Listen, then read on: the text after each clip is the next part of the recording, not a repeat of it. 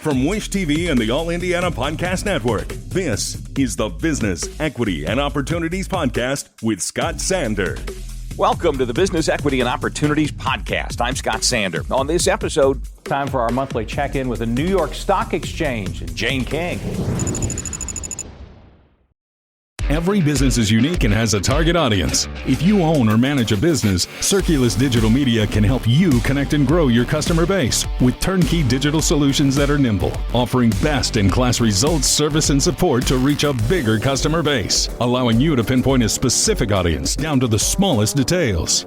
Get outside the city, the state, span the globe. Put Circulus Digital Media to work for you. Get started now at circulusdigital.com. That's circulusdigital.com. This is Business, Equity, and Opportunities, Accounting and Bookkeeping. Eli Lilly says it expects to release clinical trial data on its next generation weight loss drug, retatrutide, this year, a few months earlier than expected.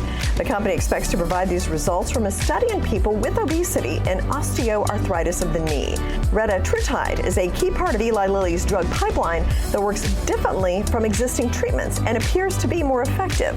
The drug is also a key part of the pipeline that could help the company maintain dominance in the blockbuster weight loss and diabetes treatment space and gain an edge over competitor Novo Nordisk.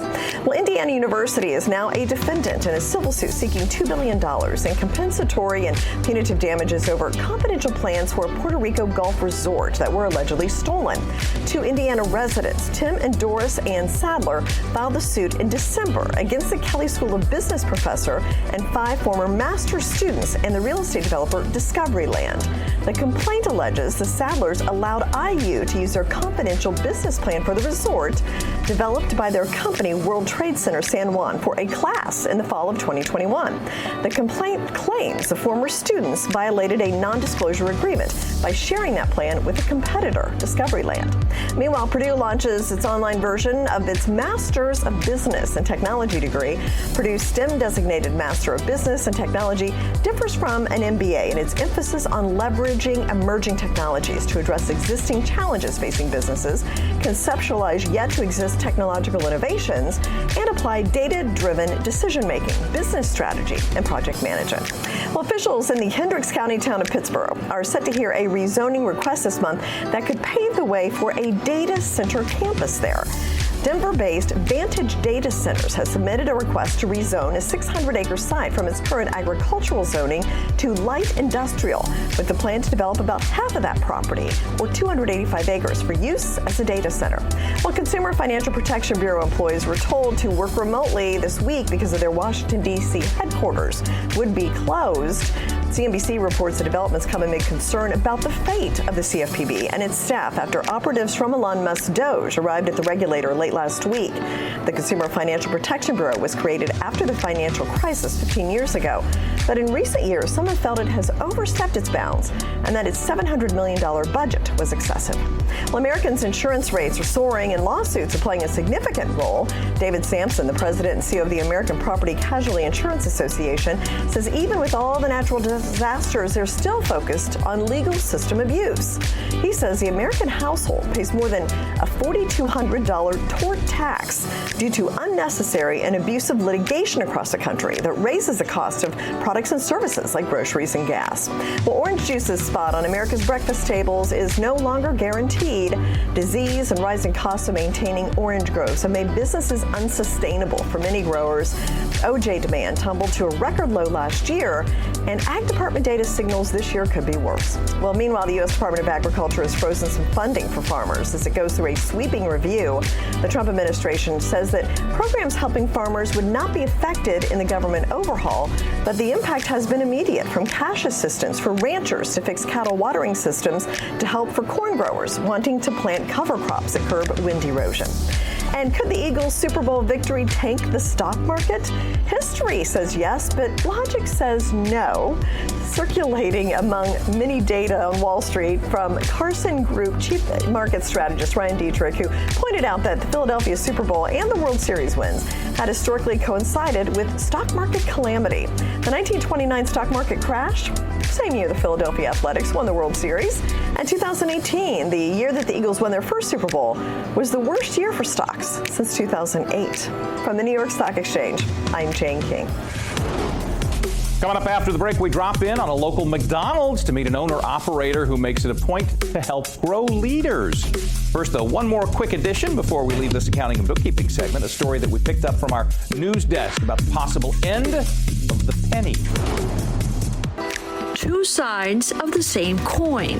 We need the penny. You see them lying on the sidewalk, people don't even pick them up. A debate after President Donald Trump ordered the U.S. Treasury to stop minting new pennies, describing it as, quote, wasteful. I've been advocating this for, about a decade and a half. Economics professor Robert Waples points to the cost of production. According to the latest annual report from the U.S. Mint, it costs 3.7 cents to make a penny and 13.8 cents to make a nickel. We taxpayers lose money every time that we produce extra pennies. The problem is on us because when we get change, we don't bring it back to the store. Instead, Waples proposes a system of rounding up to the nearest nickel. It's $2.01, it gets rounded to 2. It's $1.99, it gets rounded to 2. And those two things basically cancel out in the thousands and thousands of transactions that occur. But penny advocates like Mark Weller from Americans for Common Sense disagree. There's billions of transactions that take place under $25, and those are mostly made in cash. And so you're going to have a rounding tax on the people that can least afford it. Weller says phasing out the 1 cent coin could cost us a pretty penny. The penny does cost a little bit more than its face value, but the nickel costs 14 cents right now. So how are you going to save money if you start making more nickels that are costing more money?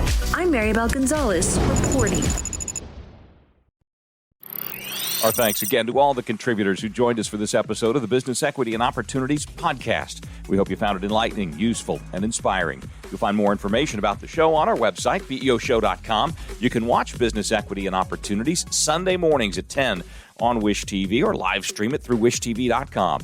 Each week we provide 7 full segments with topics ranging from how to get started and how to access capital to the day-to-day running of your business and questions about accounting and bookkeeping. We feature business news and trends and always share a success story from one of our contributors. Join us next time for more insights into the world of small business. Be sure to sign up for our Business Equity and Opportunities newsletter to get even more valuable, up-to-date information. And if you have any questions or you'd like to be part of our show, please email us. The address is beo@wishtv.com. We'd love to hear from you. I'm Scott Sander. Thanks for listening.